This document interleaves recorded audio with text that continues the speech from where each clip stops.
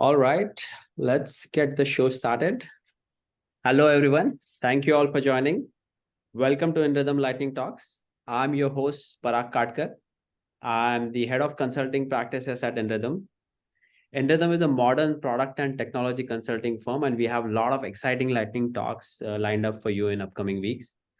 Our lightning talks are hosted every Thursday at 5:15 p.m. Eastern Time, and each week, one of our practice area consultants shares their knowledge on the latest technology trends in the industry, which will help you keep learning and growing in your career.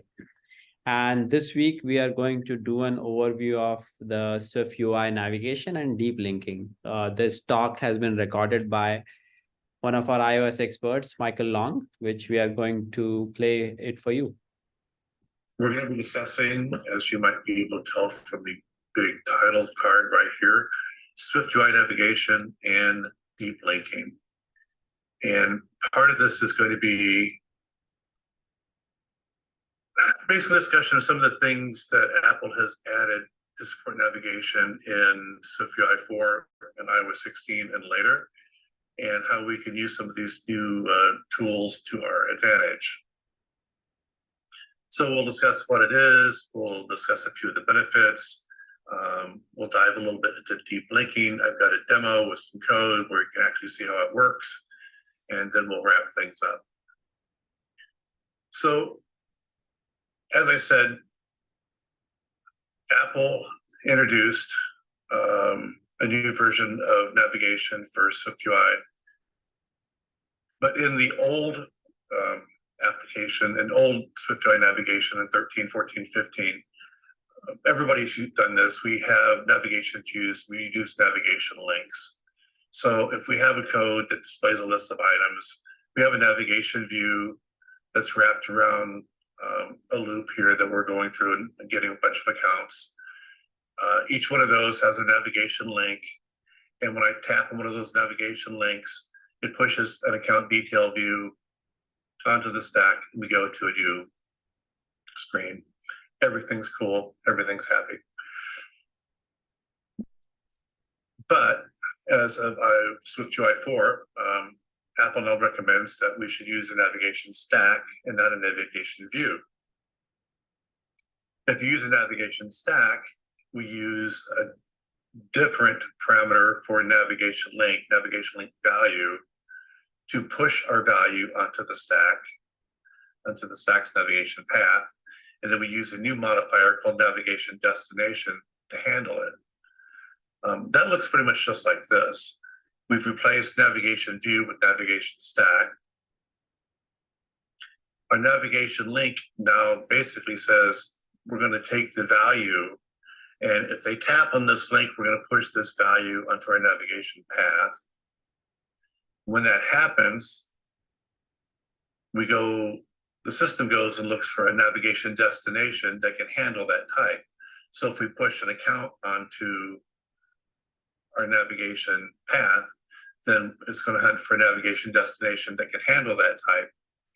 And if it does, it says, hey, here's the value that was pushed. Give me the view I should navigate to.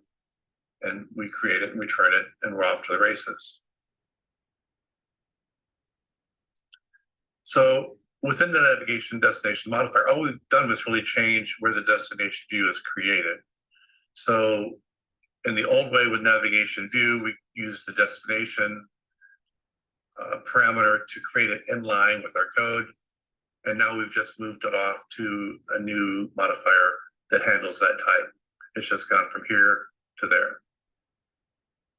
Now, that doesn't seem like a big change, but it does have a few benefits. One of those benefits actually comes down to performance, and that performance is when you go through each one of these things and you create a navigation link and that has a destination, that view is actually getting instantiated every time that link is referenced or created.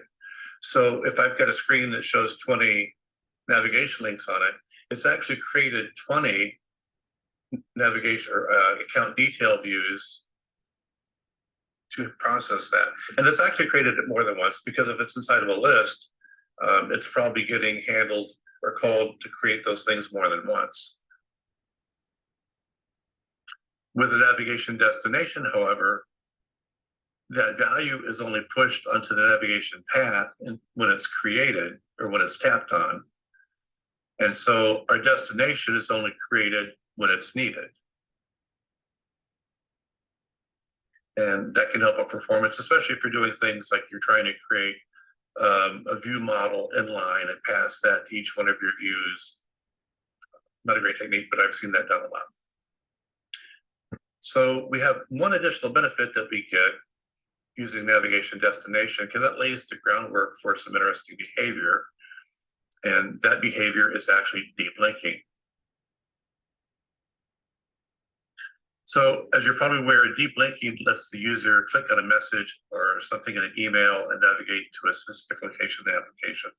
So if I have a link that says my app accounts 1, 2, 3, 4, 5, 6, I can go to some place in my application that displays the account 1, 2, 3, 4, 5, 6. That's handled kind of the same way for universal links and application icon shortcuts and widget actions and so on. So how does that work? How does that help us? So every navigation stack has an associated value called a navigation path. And that's basically just an array of all the places that we're visiting in our navigation tree. So in the previous example that I showed, we didn't provide one of our own, so navigation stack created one for us internally. But if we provide our own, then we can get some nice benefits going on here. So I've got a class here that I created called navigation stack router. That's an observable object. And it contains a single published value that is a navigation path. And if I go back to our view that we did before, let's just say that we're going to get this thing out of an environment object, just to make it easier. So if we go to our navigation stack, we can now say, don't use your own path, use the path that we're going to provide.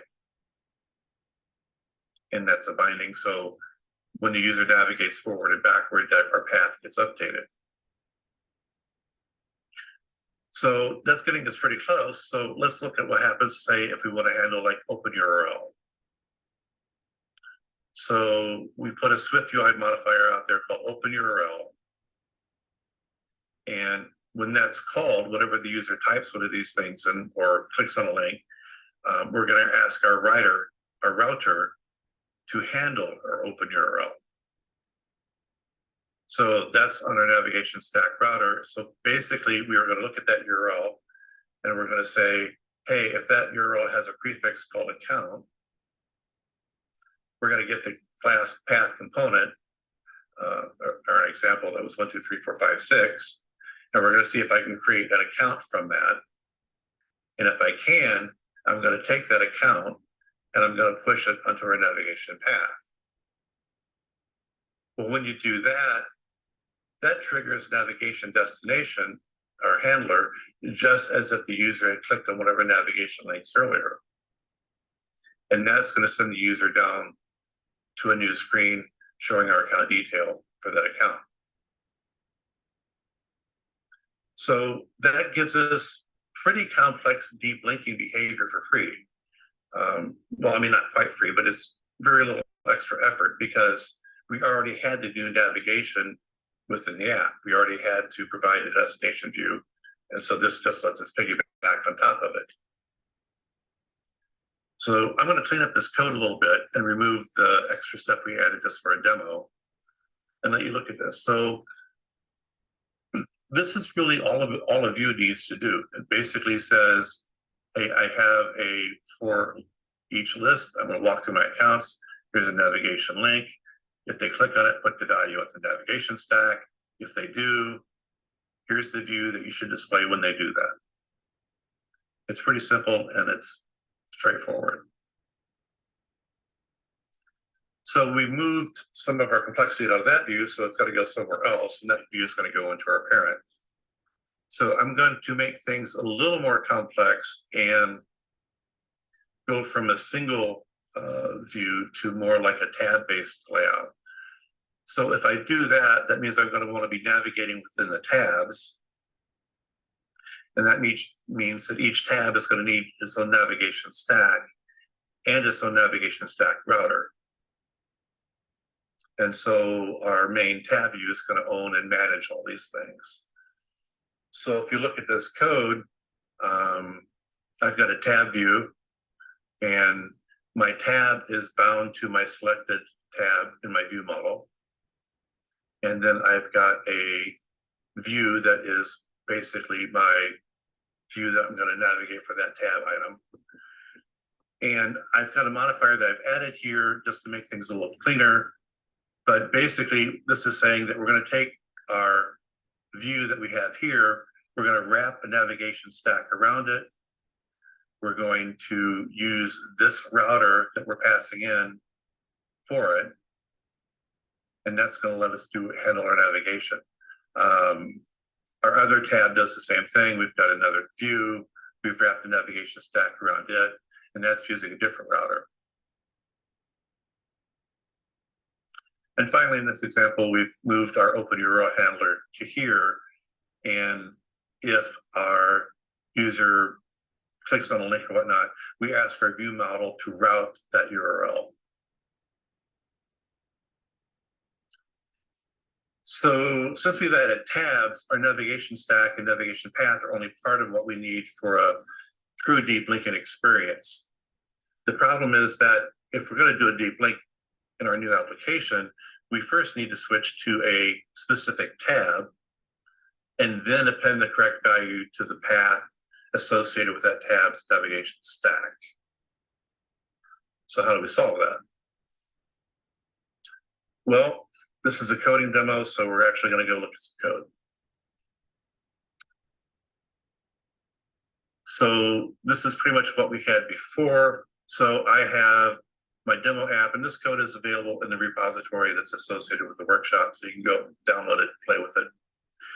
But I have an enumeration for tabs, one for accounts, one for settings. I've got two tabs, one for accounts, one for settings. My tab view, like we showed before, links to the selected tab in our view model. We've got an accounts list view, which is what we see here. We've got a settings view, which is what we see there. And each one of those is wrapped inside a navigation stack. And the code for that is very, very small. It's basically just taking the navigation stack, binding our router's path to it, and we're also just taking and putting our router on the environment so we can get it downstream for some other cool things we can do.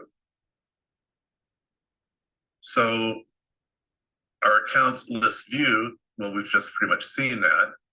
That's basically a view with the list, with a navigation link. We push account value on there. We have a handler for the account type. And if that gets pushed, we have an account details view that we show. And that kind of looks like this. The same thing if we go down the other side of the fence. We have a settings view that basically walks through all of our settings that we have, which is an enumeration. Our navigation link pushes that enumeration value onto the navigation stack. And we've got a navigation destination handler for settings. So if we see one of these things, create the destination view, which is this guy.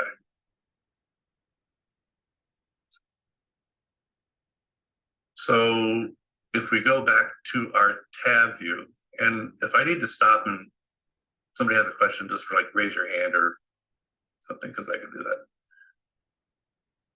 So we have an open URL handler, and we ask our model to handle the URL.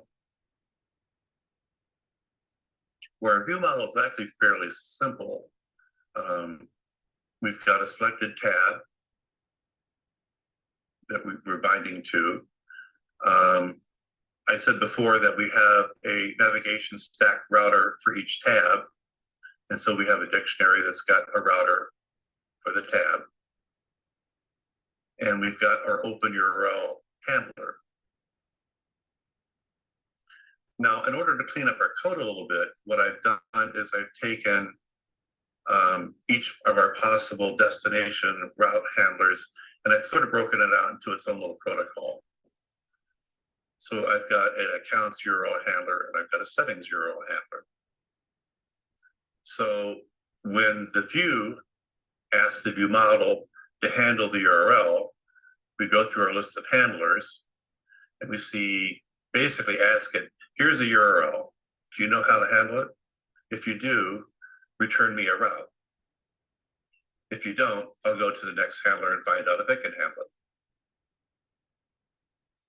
The URL handlers are pretty straightforward. That's kind of the code we kind of saw before in our previous example. If my URL path has a prefix for accounts, then we're going to handle this. And then if I can create an account from the ID passed in the last component, then I'm going to return a route that basically says, go to the accounts tab and push this value onto that navigation stack. If I can't make out a value, if my number doesn't make sense or I don't have that account anymore, then basically all I'm going to do is say, hey, just go to the accounts tab.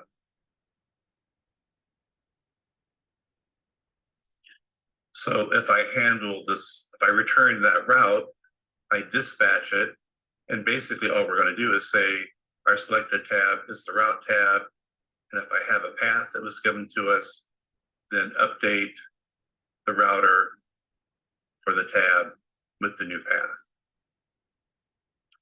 So just to see that as an example, if I go to accounts 111, that's a navigation lane. If I go to accounts 222, then we've changed to a new account.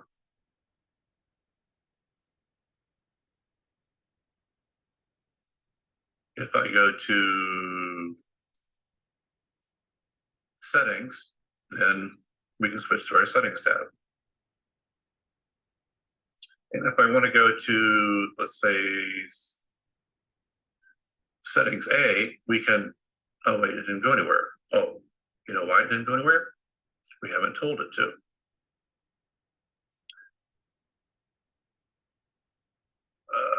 So the URL handler. So our handler basically said, just look for the prefix of settings and told it to go to the right tab. If I add the code to take the last component, change that to a raw value for settings, then I can say, go to my settings tab with this value.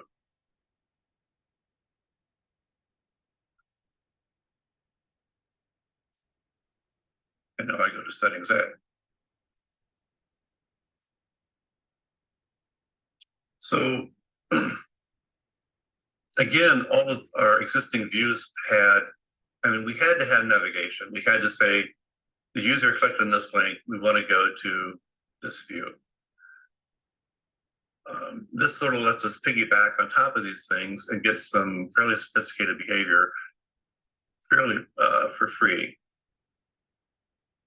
I'm going to show a couple other things here real quickly. So on my accounts details screen, I've got another navigation link down here where I'm putting a value of accounts legal view link on here. And so I've got a handler for that.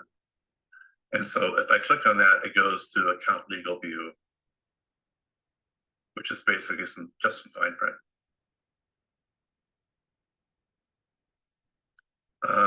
But I can also do this not just within the view, but I can also do this programmatically. So I've included my router in my environment. I pulled my router out of my environment here. So if I say router.append the same value, then basically I can trigger navigation just from a button press. Or I can trigger it as an action from, say, after you saved information to a server or whatnot. Similarly, I've got a back button, but I've also can put a done button here and tell it to go back programmatically. And that pretty much just looked like I grabbed my router, I told my router to pop or remove the last value in the navigation stack.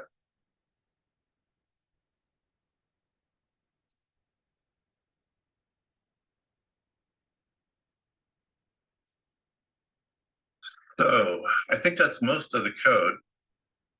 So to wrap things up, Apple gave us navigation stack, and we can see how we replace a navigation view with the navigation stack. We can place our navigation view destination with navigation link value. And we can use the navigation destination type modifier to grab those values and provide the views that we need to navigate to. So we can also take this existing navigation structure that we've added, and when we provide our own navigation path, we can manipulate that path and accomplish some deep linking behavior. We demonstrated OpenURL, but pretty much the same sort of thing can be implemented for handling NS user activity or any other event type. We basically extract the value that we need, we create a route, and we dispatch it.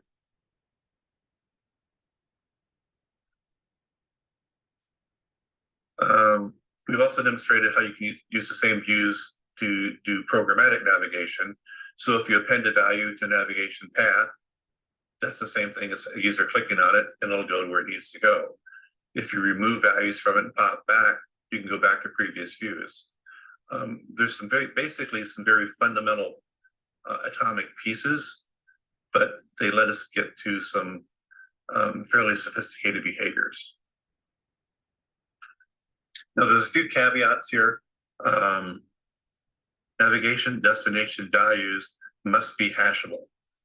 So pretty much you have to be able to tell them apart. So they have to be hashable, they have to be equatable. Most of the time, that's not a problem, because if you push a view with strings and integers and stuff like that on it, those things are hashable by default. And adding conformance is not that hard if you don't. Navigation destination value types should be unique. So when you're doing that, you should consider using custom structures or enumerations, sort of like I did with settings. If you create a bunch of navigation destinations and you make each and every one of them a string, SwiftUI is going to have a hard time figuring out which one of those it should call. And finally, just as one little piece of advice, don't mix and match navigation link destination and navigation link value in the same navigation path. Sometimes you can get some weird results when you do that. So it's best just to embrace the navigation link value and navigation destination and go forward and reap all the benefits. So in conclusion, it's a powerful tool that SwiftUI gave us, and it pretty much eliminates a lot of the need to fall back to UI navigation view. And if you implement it, we can piggyback on those existing mechanisms and gain a lot of support for deep linking and internal application routing. That was a great talk. Thanks a lot, Michael. I hope you all enjoyed this talk. And as a reminder to you all, we do these lightning talks every Thursday at 5:15 p.m. Eastern time. Next week, we will not be hosting a lightning talk as it's Thanksgiving. Our next talk will be on 30th of November, which will be the week after next week. And this talk will be given by one of our senior iOS engineers, Vadim, who will give us an overview of Swift data, which is a fast, powerful, and easy to use way to store data in iOS applications. And I'm looking forward to this talk. Please mark your calendar for 30th. Thank you all once again for joining. Have a wonderful evening, and I'll see you on 30th.